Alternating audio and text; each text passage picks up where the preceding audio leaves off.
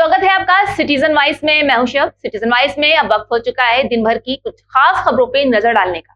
तो आइए देखते हैं क्या है आज की खास खबरों में। संभल की शाही जामा मस्जिद में रविवार को हुए सर्वे को लेकर हुई हिंसा के बाद अब पुलिस का एक्शन शुरू हो गया है, जहां उत्तर प्रदेश सरकार हिंसा के दौरान सार्वजनिक संपत्ति के नुकसान को भरपाई उपद्रवी तत्वों से करेगी। इनकी पहचान के लिए जगह जगह उनके पोस्टर लगवाए जाएंगे।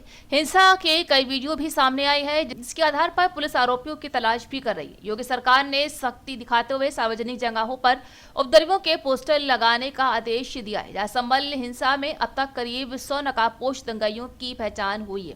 बता दें कि संभल हिंसा का एक ताज़ा वीडियो सामने आया है, जिससे ये साबित होता है कि हिंसा में पत्थरबाजी महिलाएं भी शामिल थी। वीडियो में साफ देखा जा सकता है कि कैसे महिलाएं छत से पत्थर फेंक रही हैं। वीडियो में देखा जा सकता है कि रविवार को महिलाओं ने भी पुलिस पर पत्थर फेंके। वही संभल के उपद्रव करने वाले आरोपियों पर सख्त एक्शन लेने की पूरी तैयारी हो रही है, जहां जानकारी के मुताबिक नुकसान का आकलन कर उपद्रवियों से पूरी वसूली की जाएगी। इंसिडेंट में अभी तक टोटल पुलिस की तरफ से 7 FIR हुए हैं। 4 FIR जो मृतक इस घटना में हुए उनके परिवारों की तरफ से हुए हैं। टोटल 27 लोग गिरफ्तार किए गए हैं, जिनमें से 3 महिलाएं हैं, 3 नाबालिग हैं जिनको जुवेनाइल होम भेजा गया है। 74 लोग अभी लोगों की मदद से और कैमरे और वीडियो फोटो की मदद से आइडेंटिफाई किए गए हैं। बाकी लोगों के आइडेंटिफिकेशन का काम चल रहा है। उसमें हमने लोगों की मदद लेने के लिए उनके वीडियो और फोटो भी जारी किए हैं, ताकि उनको आसानी से पहचाना जा सके। लोगों से बातचीत जारी है। संभल में हालात सामान्य हैं। निरंतर प्रशासन लोगों से बातचीत कर रहा है और विश्वास बहाली की कोशिश हो रही है। एहतियातन वहां पे जहां घटना हुई थी उस पूरे एरिया में फोर्स तैनात है और हम पूरा प्रयास कर रहे हैं। स्कूल कॉलेज खुले हुए हैं, बाजार भी खुले हुए हैं। हम पूरा प्रयास कर रहे हैं कि जितनी जल्दी स्थिति को सामान्य कर सके, हम पूरा प्रयास कर रहे हैं। रिपोर्टर द्वारा जब अपराधियों पर कार्रवाई किए जाने को लेकर सवाल किया गया तो कमिश्नर ने बताया कि अपराधियों की पहचान कर उनके खिलाफ कार्रवाई की जाएगी और किसी को भी बख्शा नहीं जाएगा। एक आरोप भी लग रहा है डिस्ट्रिक्ट एडमिनिस्ट्रेशन पे कि एक जो दल वहां से जा रहा था सर्वे के उपरांत, तो उसमें पर्टिकुलर नारे लगाए जा रहे हैं, लेकिन उनके खिलाफ कोई कार्रवाई प्रशासन की तरफ से नहीं की गई। देखिए, उस वीडियो को हमने देखा भी है, उसकी पड़ताल भी की है। वो वीडियो मस्जिद के आसपास के एरिया का नहीं है। जब सर्वे के उपरांत वो जो सर्वे की टीम जा रही थी, उसमें जब वो हिंदू बहुल एरिया में पहुंचे, वहां पे कुछ लोग उनके साथ लग गए। उन्होंने नारे लगाए, अवश्य लगाए। उनको भी समझा बुझाकर शांत कराया गया। ठीक उसी तरह जैसे मस्जिद के सामने जब लोग नारे लगा रहे थे, धार्मिक नारे, तो उनको भी समझाया ही गया पहले। तो इसमें किसी को हम पीटने नहीं लगेंगे इस बात के लिए। हमारी पूरी कोशिश यही थी और शुरू से लेकर आखिर तक कोशिश यही रही, तब तक जब तक की मजबूरी न हो गई, कि हम लोगों को समझा बुझाकर ही इस पूरे प्रकरण में सामान्य स्थिति बहाल करें।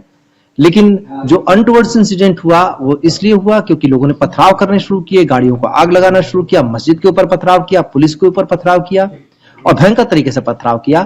तो पुलिस को जो भी अनुमन्य उपाय है कानूनी, उसका सहारा लेना पड़ा। सर, ये भी इन्वेस्टिगेशन का पार्ट होगा कि सबसे पहले जो बताया जा रहा है, आरोप लगाए जा रहे हैं कि इंटेलिजेंस का फेलियर का आरोप, आप क्या कहेंगे इस पर? देखिए, हमें लखनऊ से सूचना तो दी गई थी कि इस तरीके की चीजें हरकतें की जा सकती हैं। प्रशासन ने अपनी तरफ से जितने भरपूर कदम हो सकते हैं उठाए, इसीलिए हमने 5 कंपनी वहां तैनात की थी। पूरी पुलिस फोर्स तैनात थी। हमारे मजिस्ट्रियल एडमिनिस्ट्रेशन के अधिकारी भी तैनात थे। छतों पर लोगों को तैनात किया गया था। ड्रोन कैमरे से हम शूटिंग भी कर रहे थे। हमने सामान्य कैमरे भी कई सारी जगहों पर लगाए थे। लेकिन अचानक से इस तरीके की चीजें हुई। हथियार वाला एंगल हम भांप नहीं पाए। जैसा कि आपने देखा होगा, एक फोटो जारी हुआ है जिसमें एक व्यक्ति हथियार लहराता जैसा प्रतीत हो रहा है, जिसकी जांच की जा रही है और से कई सारे और भी क्लिपिंग्स आए हैं। हम उसकी पड़ताल कर रहे हैं, पर हर जगह फोर्स नहीं लगाई जा सकती थी। वहां जो भौगोलिक स्थिति आप देखेंगे, अगर हमें फोर्स लगानी पड़ी तो हर एक नुक्कड़ नाके पर फोर्स लगानी पड़ेगी, जिसके लिए जितनी पर्याप्त उपलब्ध फोर्स थी उसके अनुरूप हमने पूरी तैयारी की थी। तो इंटेलिजेंस तो सूचना थी, हमारी तैयारी भी थी, पर शायद हम उतनी व्यापक तैयारी नहीं कर पाए और उतनी व्यापक तैयारी करने के लिए जितने रिसोर्सेज थे हमने उसको तरीके से लगाया भी। इसकी समीक्षा होगी। सर, शासन की तरफ से एक PSC की बटालियन भी संभल में लगाने के लिए आपने शासन को कुछ पत्र लिखा है कि बटालियन संभल में भी परमानेंट होनी चाहिए? हमने वहां पे रैपिड एक्शन फोर्स भी मंगाए हैं, हमने फर्दर फोर्सेस भी मंगाए हैं ताकि स्थिति में कोई भी दोबारा इस तरीके की घटना को कारित न कर सके। इसके लिए पूरे जितनी आवश्यक फोर्स है वो हमने मंगा ली है। प्रशासन की सरकार की तरफ से भी जारी हुआ है कि जो आरोपी हैं उनके खिलाफ कार्रवाई की जाएगी, पेनल्टी भी इम्पोज की जाएगी। इस दिशा में क्या प्लानिंग एडमिनिस्ट्रेशन की तरफ से चल रही है? देखिए, अभी जो डैमेज हुआ है उसका असेसमेंट हो रहा है। जितनी भी नुकसान हुआ है पहले हम उसका पूरी आकलन कर लें। उस आकलन करने के उपरांत इसमें ऑलरेडी प्राविधान है, उस प्राविधान के अंतर्गत कार्रवाई करेंगे। कानूनी तौर पर जितने भी प्राविधान हैं उन समस्त प्राविधानों को लागू करेंगे ताकि इस तरीके की हरकत कोई दोबारा न करने पावे। हम इस उपद्रव में शामिल किसी को भी छोड़ेंगे नहीं। तो थी आज दिन भर की अहम खबर। ताजा खबरों की अपडेट के लिए जुड़े रहिए हमारे साथ सिटीजन वाइस पर। हमारे चैनल को लाइक, शेयर और सब्सक्राइब करना ना भूलें।